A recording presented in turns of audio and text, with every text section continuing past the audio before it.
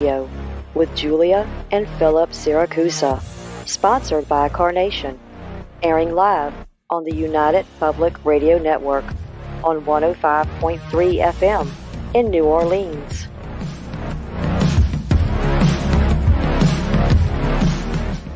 This show's entrance has been edited, produced, and directed by Gwen Clapper from Perfect Trust Productions, LLC. You can find us at perfecttrustproductions.com.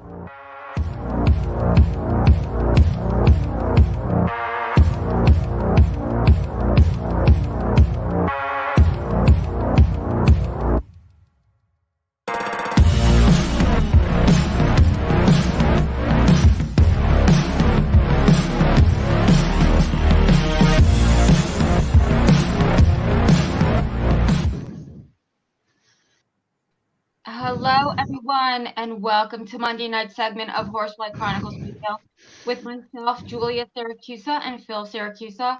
We're broadcasting live from the United Paranormal Radio Network on 105.3 FM and 107.7 FM from New Orleans. This evening's show is fully sponsored by Carnation, so we want to thank them for their sponsorship. You'll have to do a few things in order to participate and chat. Go over to YouTube. UFO Paranormal Radio. We're also streaming live from Roku, so you can watch us live from your TV. You can go to all the Facebook stations, UFO Paranormal Radio Network, UFO Undercover with Joe Montaldo, News on the Flip Side, Twitch, SoundCloud, Podbeam, and of course, our group Horsefly Chronicles Radio. And if you have any questions for our guests, please ask. Tonight, guys, we have the amazing team from Boo Bitches Paranormal. They all work together to support domestic violence by throwing paranormal events at the cabin on 360 located in Virginia. We've had Ryan and Dennis on before talking about all the things that go on in that cabin.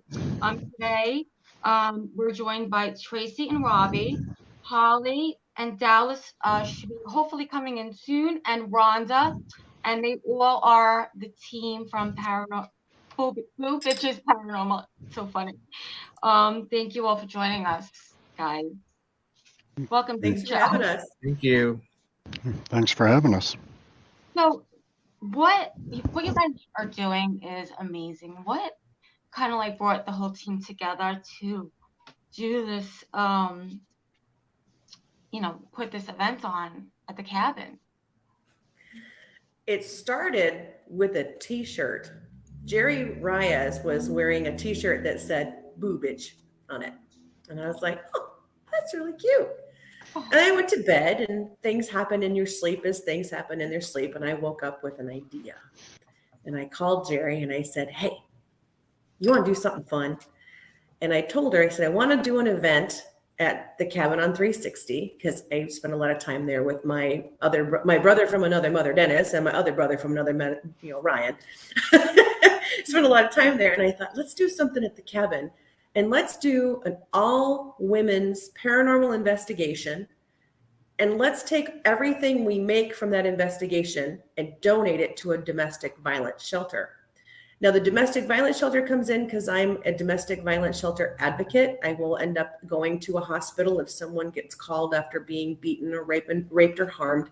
And I will sit with the patient to make sure that they receive adequate care and are treated politely by the police, and that the rape kits are done correctly.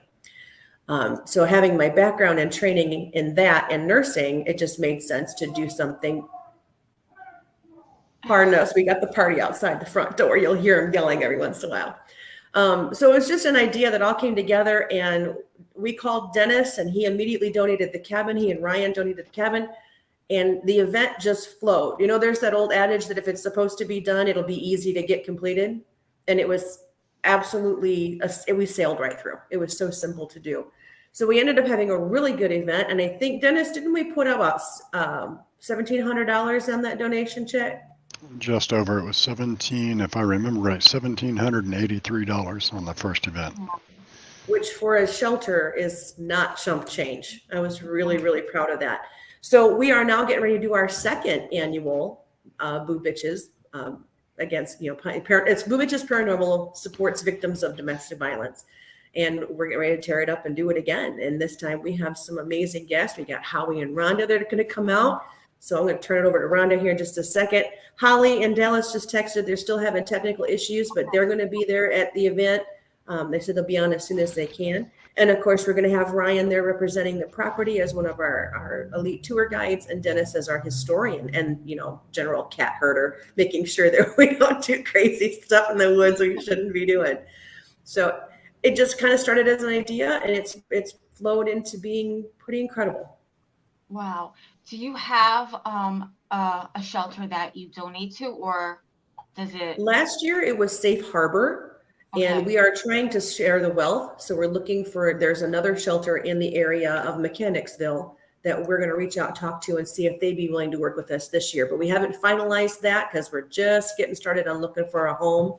But if not, Safe Harbor said they're willing to work with us again. So wow, that's amazing. That's a lot of money. You guys are doing a great job. Thank you.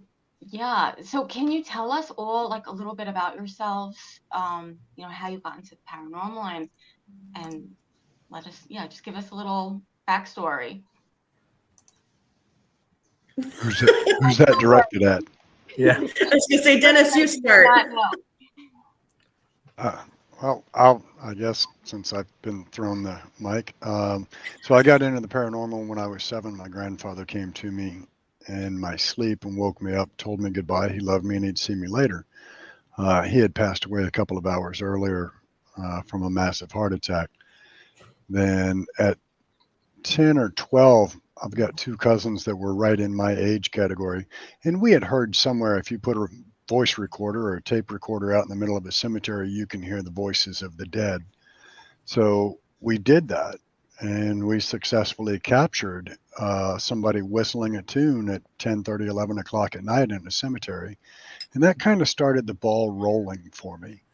Then at 16, my brother chose to take his own life, and he visited me right afterwards, told me goodbye. He loved me and he'd always have my back. So, and I always knew there has to be something after this physical form leaves. Where does the energy and essence that is us go? So I've kind of been on that journey ever since to find out, as I've said at, hundreds of interviews and paracons and everything else, when this meat suit dies, where do I go? Yeah. So that's been my path.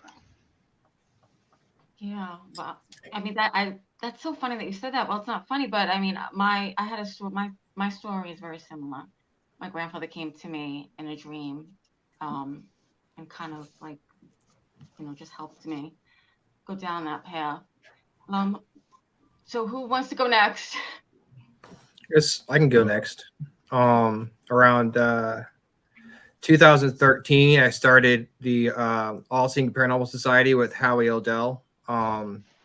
Actually, he started it. I joined it. We joined with him. And then after following that, I started the Freaking Awesome Paranormal show on about 2014. Been doing that ever since. And then Dennis and I started Commonwealth Researchers of the Paranormal a few years later. And we also started investigating the cabin on 360 around the same time. So that's my journey. Yeah. Tracy, what about you and Robbie? What drove you into the paranormal? You mean who drug him? My story is not too dissimilar. I'm brand new into the interest that I have. The curiosity I've always had about what is beyond. And so I've had at least 4 specific encounters, one of which was my grandmother calling out to me, that I distinctly knew her voice, and she called out to me. I knew it was her. But I haven't really spent too much time developing. I'm just starting. So that's where I am. And Tracy, when I met Tracy and got to know that it was her interest, and she's laughing. I just sucked you right in. She's laughing because she drags you along to everything, right? Kind of. We just finished the tour of Ireland, going to Haunted Ireland with Gwen and Vanessa just a little while ago, and that was his first international ghost hunting trip. But we had a blast. I said the cabin. The cabin was your first one, wasn't it? Yeah, cabin was its first one. And of course, the little Goonie Goo Goo, we love to call Dobby, decided that he was a pretty nice, good morsel. So Dennis can tell you that story, how he got it to pray over Robbie and get rid of the guy. But I started doing paranormal investigations back when I was wee. My imaginary friend was not an imaginary friend, and I had no idea that nobody else could see her. We played Barbies. We had a great time. And then it became, as I got into grade school and such, I realized that that wasn't normal. Not everybody had an imaginary friend that was really real.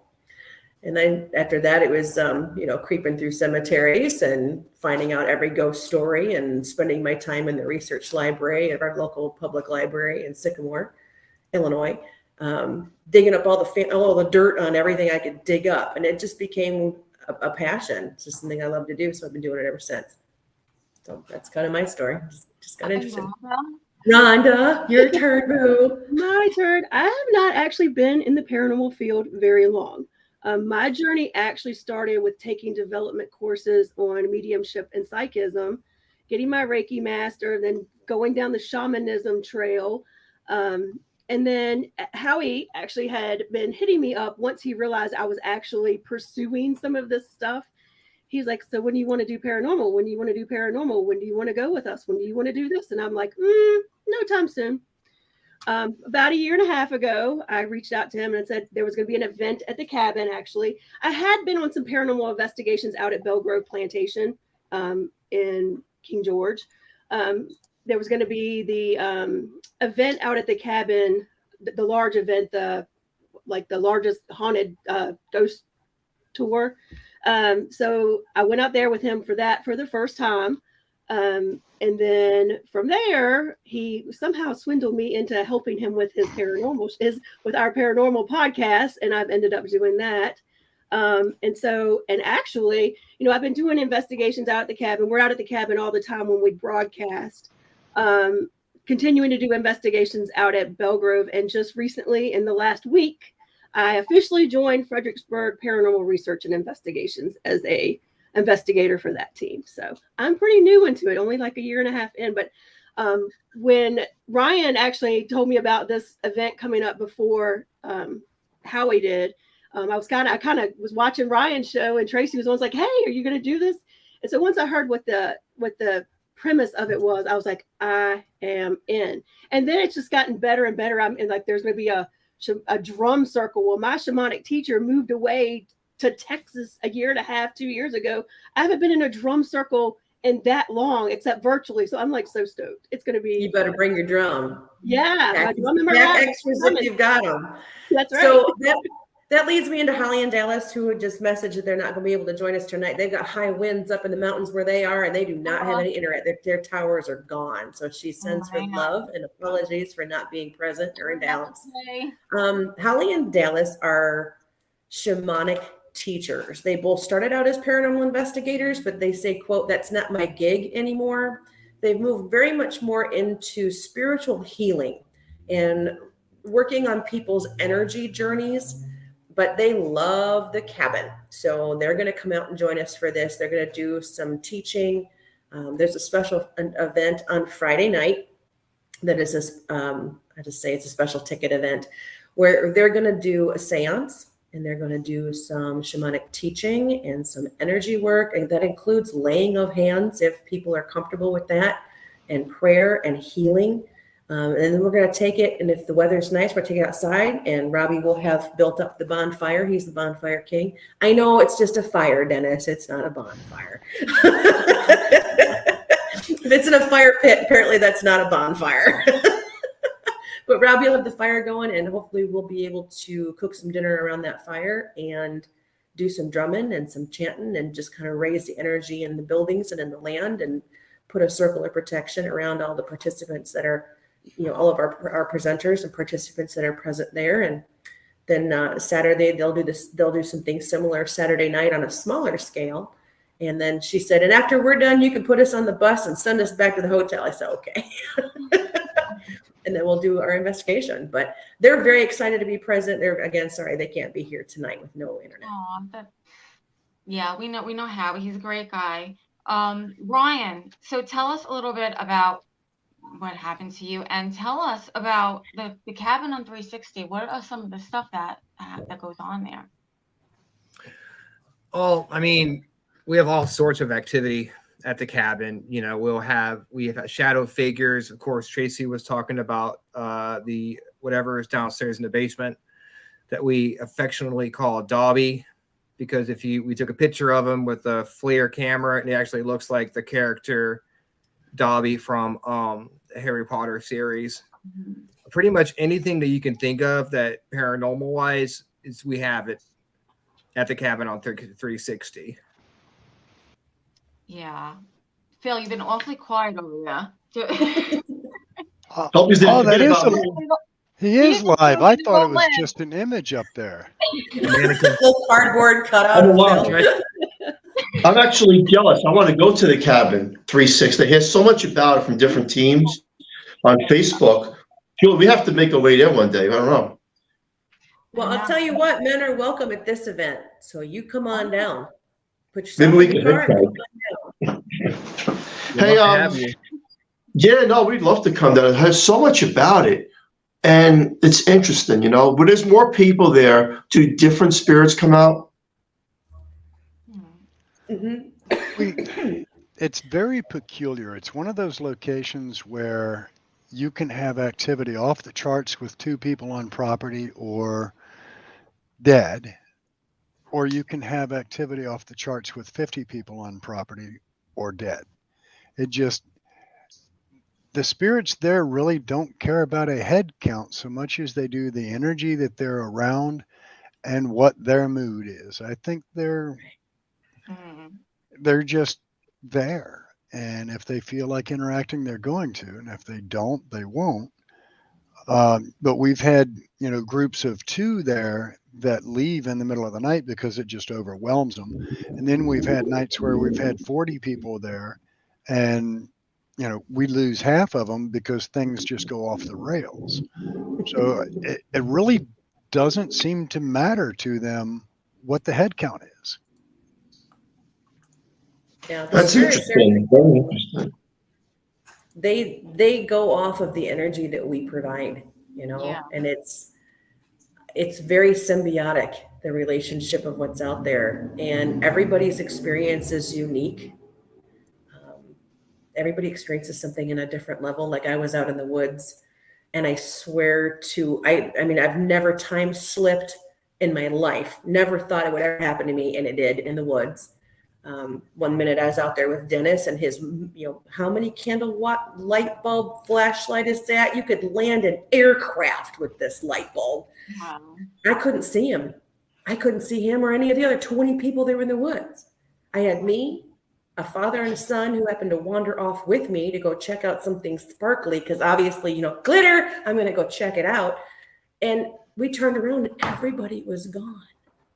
There was silence in the woods. It was pitch black. Now we know we've got 20 other people out there with us tromping around. Then everybody's got a flashlight.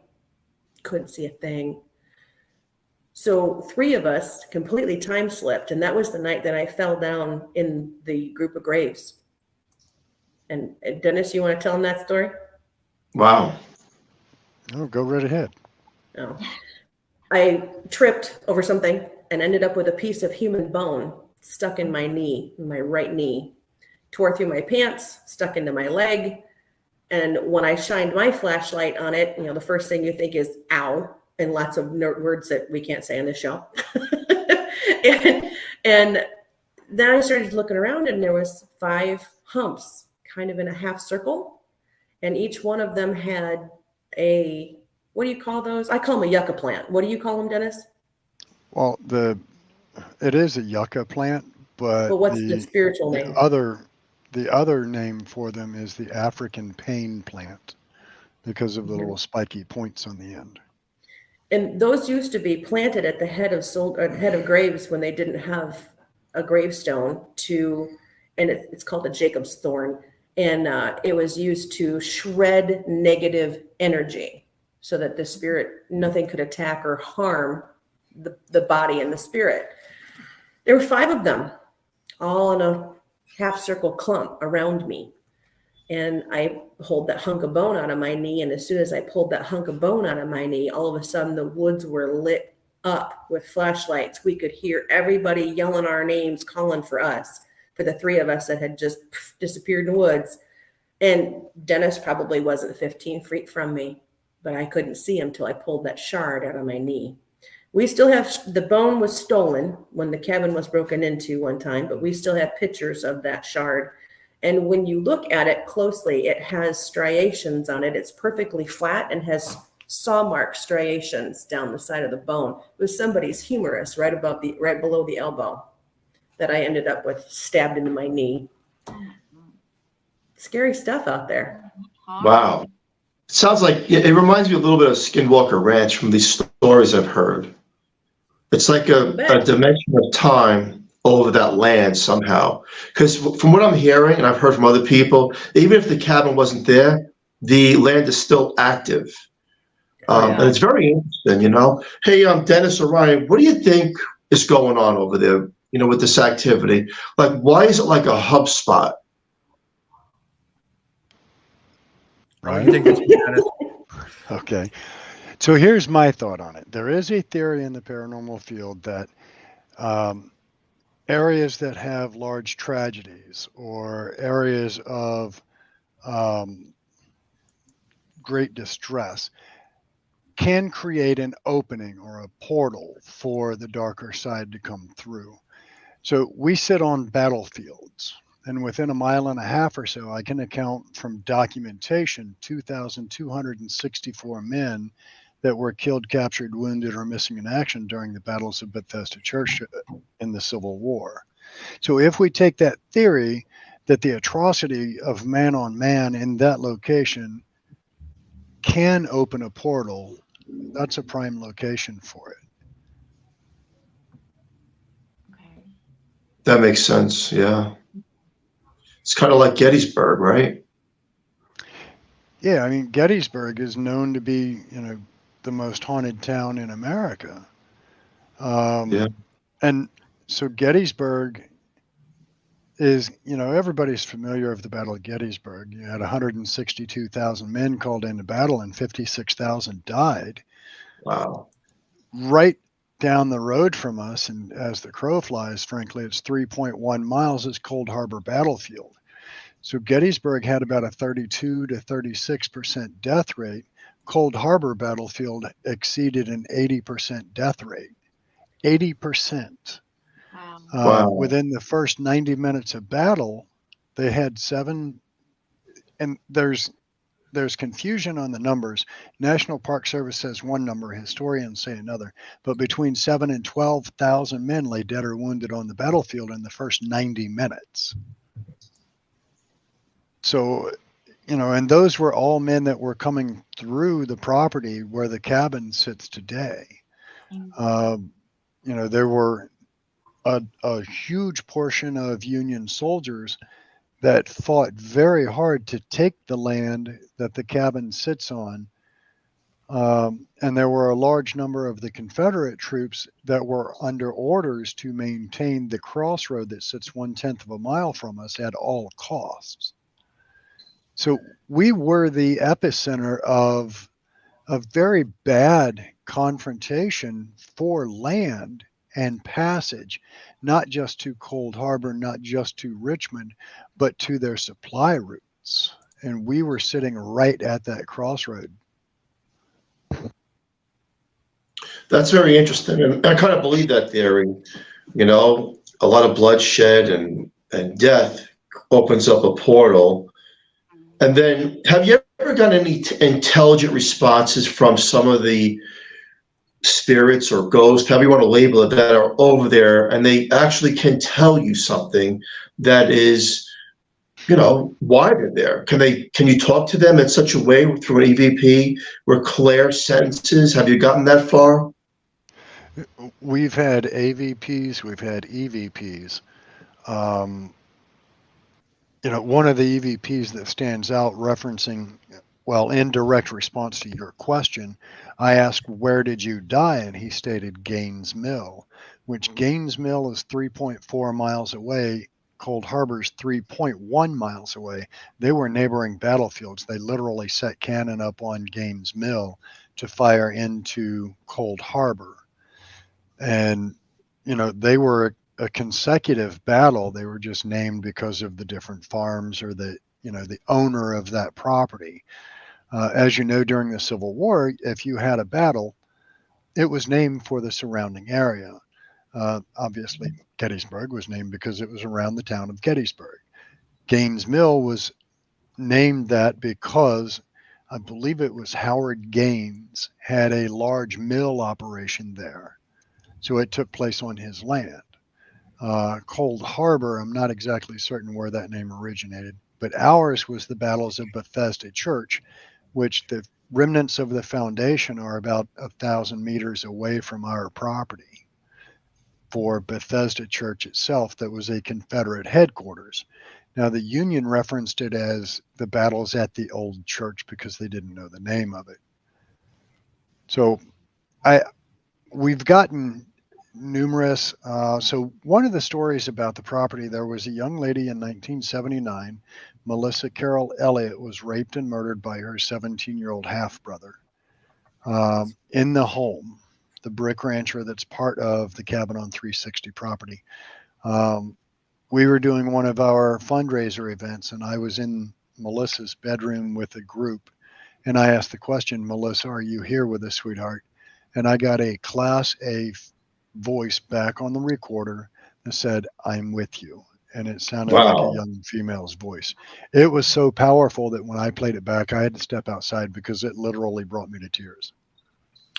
I also did a spirit box session with Dennis in Melissa's bedroom, and he asked very clear as day if the name Randy Lynn Elliott, which is her brother's name, the one who actually shot and killed her, if that name was relevant. And a clear voice comes through clear as day saying he did it. It actually sounded like a 12-year-old girl. Wow. Now, We had So then what are we led to believe? Are we led to believe as paranormal investigators, from what you're telling me with these intelligent responses, that somehow they're still in that time? I don't know if they're still in that time. So Randy is still alive. But let's take a hypothetical. This man spent 40 plus years in prison. At nightfall, he's in his cell.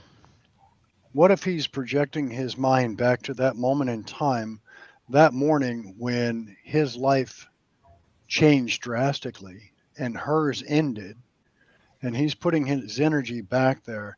Is it possible that that tragic moment stained the fabric of that structure so bad that his energy can still be in that property, even though he's alive? Now, I'm a wholehearted believer in the fact that Melissa, the young girl, is still there. But I don't know that they're still in that time.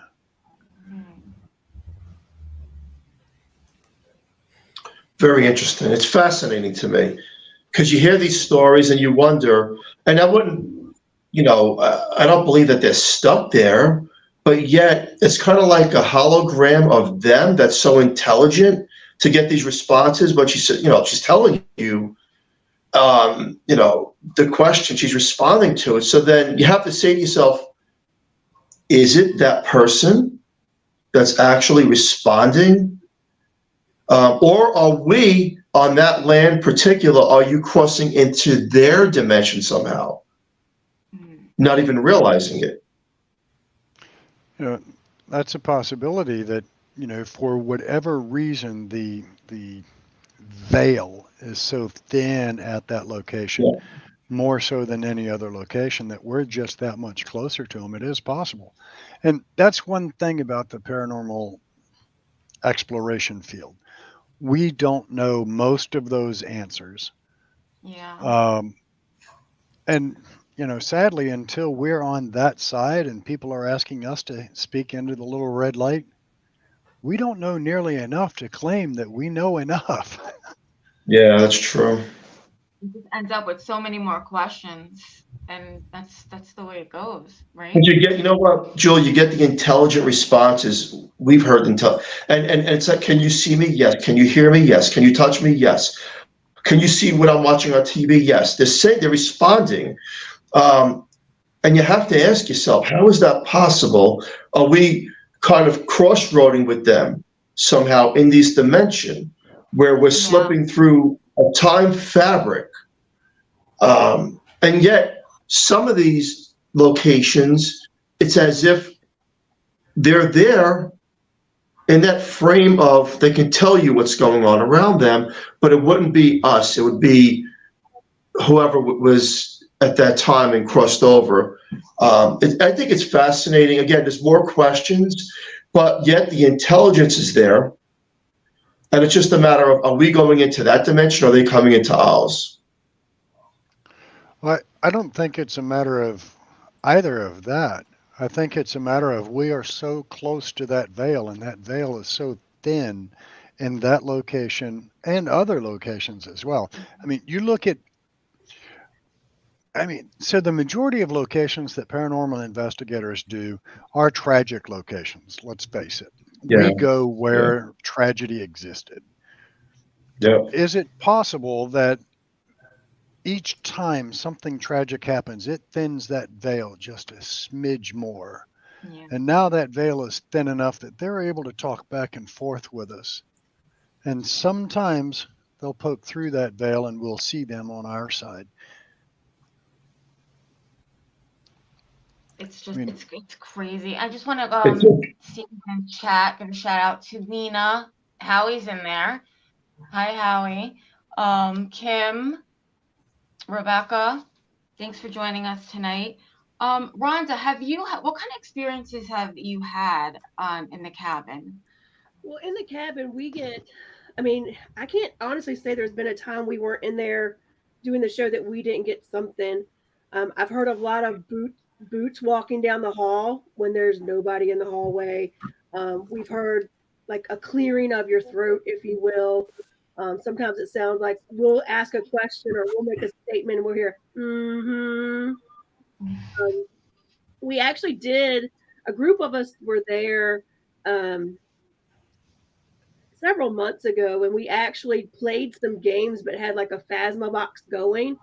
And we were noticing that we could get a lot of interaction while we were just talking and playing the game amongst ourselves. We were getting interaction, like them laughing at us. Actually, at one point it came through like just go, because somebody was halting up the game. So we've heard a lot of voices. There's been times we've heard things just moving around upstairs when there was nobody upstairs. Shadow figures standing in the stairway. It's been pretty active just about every time we were there. We're here. Everybody that we've interviewed that have said that they've gone there. I mean, they always come back with crazy stories. It's we definitely have to go there, Bill, and see what's going on. Well, Phil and Julia, I may know a guy that can open the building up. So if you guys want to come down, here's your invitation. Wait, no, guy. I like that. Not I really. have so Come many on down. stories about this cabin. So the last Boo Bitches event we had, there was a couple interesting things that happened. We were talking about the shadows and the sounds that Rhonda was mentioning. We had all finally about 3:00 in the morning bedded down for the night, and everybody's in their bunk. They're mostly asleep, and I was the last one to go down because I made a quick walk of the property, just made sure everything was all right, and I laid down next to him and got snuggled in and beginning to hear. Now, we call one room at the top of the stairs the Pearl. I'll let Brian share with you why that is what it is. And then here, Rhonda, I see you giggling. And then there's a long hallway that leads from the Pearl to the turn to take the stairs to go downstairs. And then there's a loft area, and the loft is right on the other side of the turn. And I started hearing footsteps, heavy footsteps, like boots, walking from the Pearl to the top of the stairs, stopping, and then going down the stairs. Now, the first time I thought, well, if anybody's up and around, I didn't see them, but I'll hear the front door open. Never heard a door open. And then about 5 minutes later, it did it again, but there were no stairs coming up. It was just started at the Pearl, down the hallway, stopped, turned, stomp, and waiting for the door. Nothing. Third time I hear him coming, I'm like, all right, I'm getting up for this. So I sat up and leaned over the top of him. And when the stops came to the top of the stairs and there was that moment, I literally had my hair is already standing up, but it stood up more. And it was like somebody had turned at the top of the stairs to scan the balcony area, saw me looking at them, and then I said, thank you for keeping us safe. Dump, down the stairs. Wow. It happened one more time, and I finally said, I'm going to sleep. But Jerry was at the bottom, was in her rack at the bottom of the stairs. So this energy, and she's Reiki master, so she's very attuned to energy, had to pass her all night long. So when she got up in the morning, she looked a little rough, and I asked her, I said, how'd you sleep? She goes, like crap. And then I told her the story, what was going on. She goes, well, that would explain it because they walked past me all night long.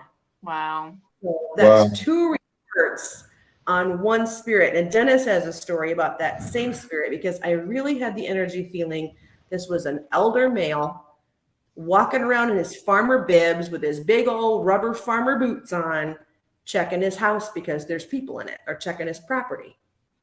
Dennis, you want to share yours?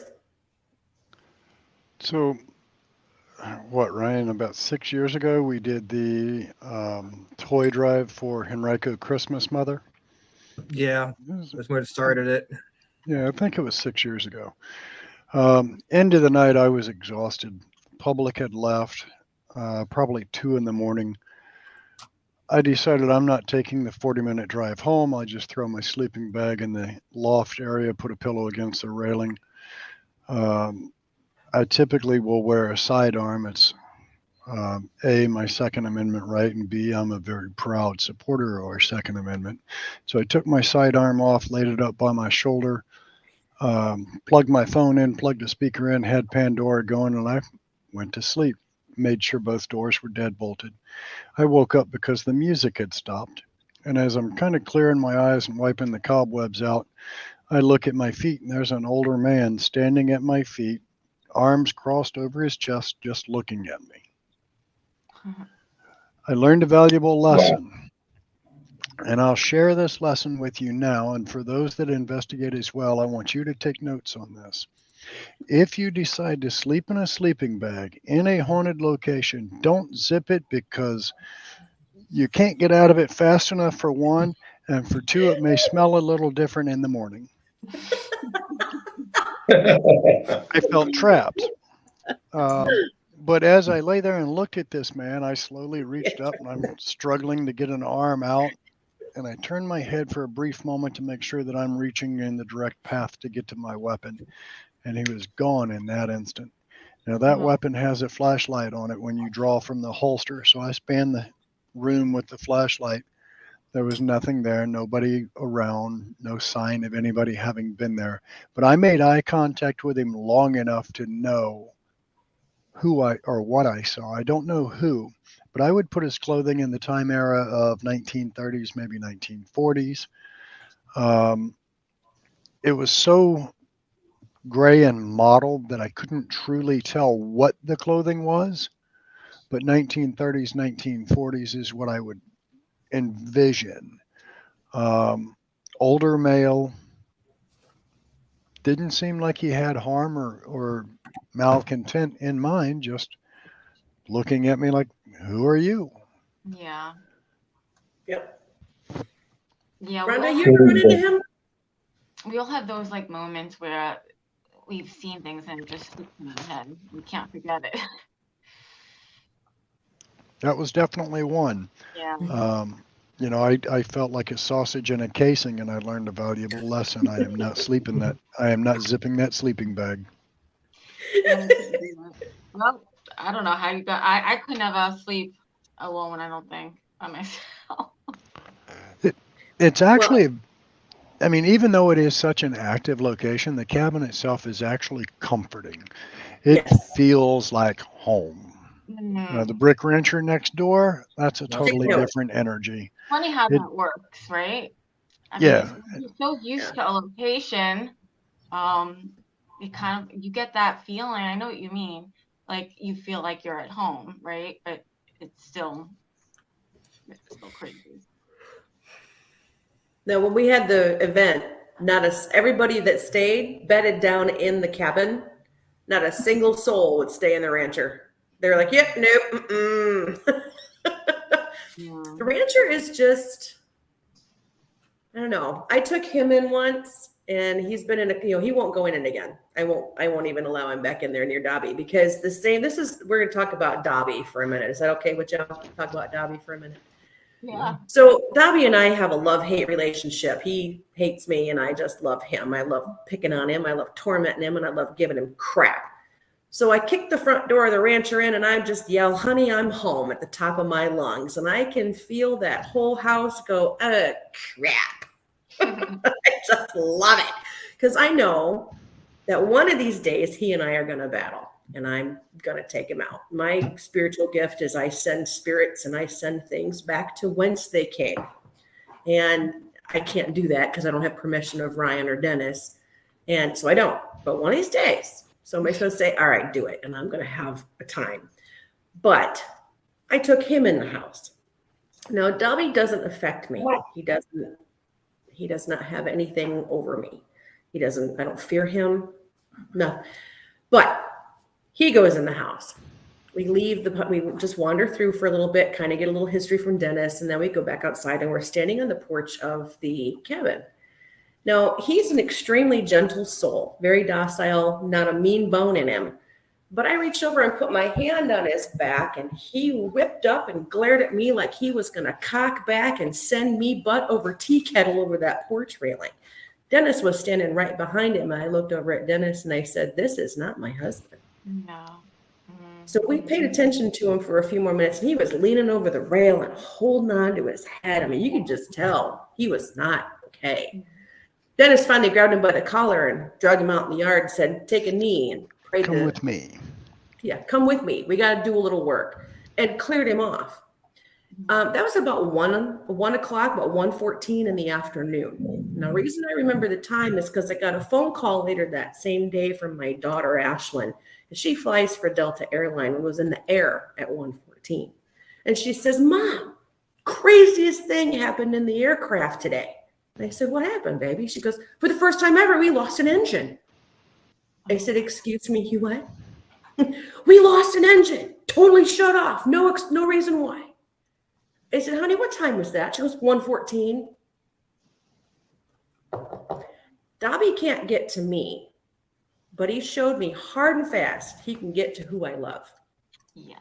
So that's just one of the warnings that, I took away from that. Yeah, I'll kick in the door and say, "Honey, I'm home," but I don't antagonize him much. I do a little, but not as much as I would, because the people that I love can be affected. And do you have any memory of most of that? I have a memory of the entire event, from the moment that you're reacting to me in a way that I didn't understand, to the moment that Dennis said I needed to go with him. I also remember the feeling of uncomfortableness and not knowing why I was uncomfortable. I didn't know anything had happened, except that I just did not feel right. And you looked at me as if I was not right, and Dennis could tell I was not right. And I couldn't understand why I didn't feel right and why both of you thought I wasn't right. I had no understanding of it. His eyes were not his eyes. He's got beautiful gunmetal gray eyes. And they were different. They were completely different. I was not looking into the eyes of the man I was in love with. Not at all. I was looking into the eyes of a predator. Wow. He was angry and agitated. That's not him. Yeah. And Dennis has had multiple experiences with folks out there, teams that have gone out that are super, super tight, that have turned on each other within hours. So I'll let him tell you about that. But Dobby likes to do some crazy things to you while you're out there. Dobby likes the mind games.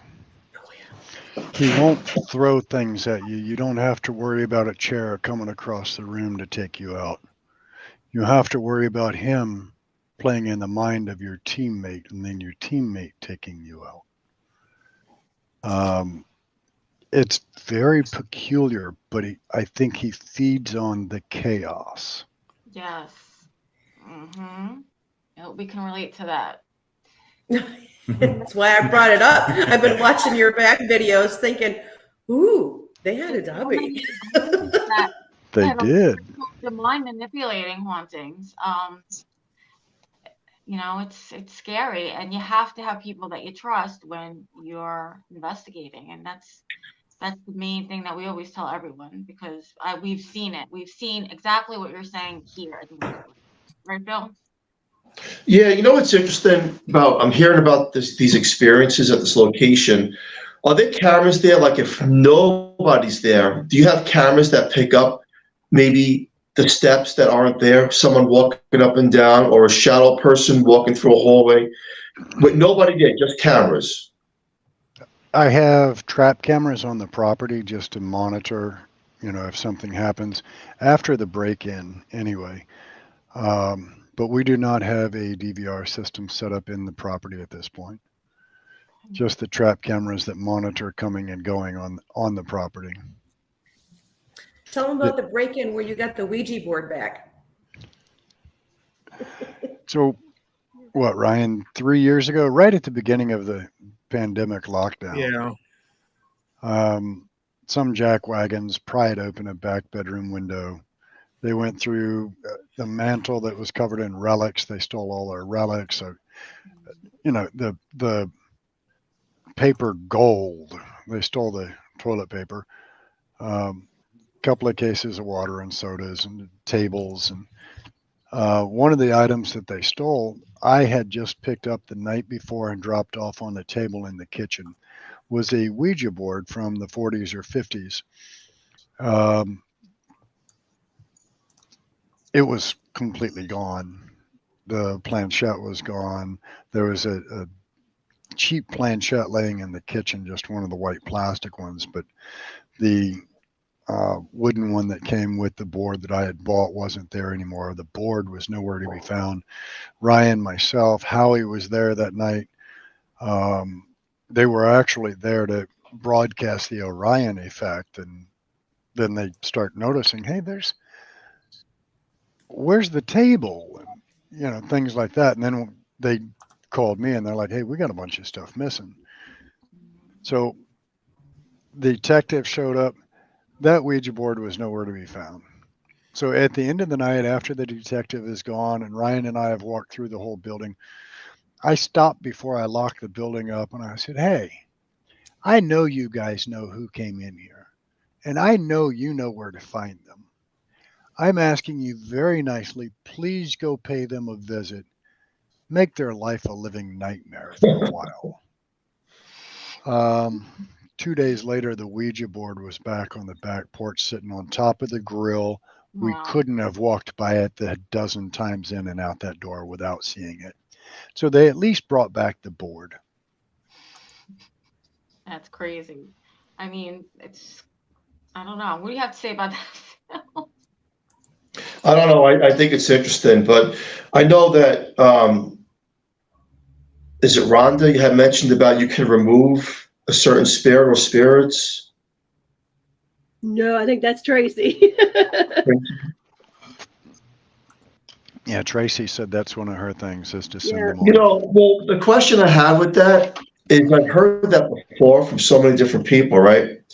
And then another paranormal investigator comes into a location only to identify the same footprint of the person that they said they removed. And then my question would be, are you removing it just out of your sight of consciousness because another person that investigates picks up the same entity? I've always gotten confused about that. They say, well, I can remove it, they're gone. All of a sudden, next team comes in and they're identifying things that another team said they removed. How do you explain that? Spirit energy is how I explain that. And you can temporarily remove spirit, send them off out of, like, creating a bubble and shoving them out of the edge of the bubble. And they can come back in. It's like salt dissipates, Yeah. spells weaken, sage goes away. So as the power of your banishment dissipates, if the spirit is strong enough and attached strong enough, they can come back. It's not a permanent removal unless the spirit themselves says, please help me. If the spirit says, please help me, we'll send them. They're gone. They're moving on to the next plane, go to the light, and you're never going to hear from them again. If it's a banishment, and you'll see this with, like, when I'm just going to throw out some different TV shows that I've enjoyed, because she's got this Amy from, I can't remember something, Dead Files. She's got the same one. It's like, you need to have a psychic come, you need to have a spiritual priest come, you need a shaman. And and then she always tells the family, you have to keep up with this. You can't just do a house blessing once and expect it to stick forever, because if the spirit doesn't want to go, you have to constantly be at battle to keep that spirit at bay. So only when a spirit says, I'm ready, it's kind of like a cigarette smoker wanting to quit smoking. They have to want to do it.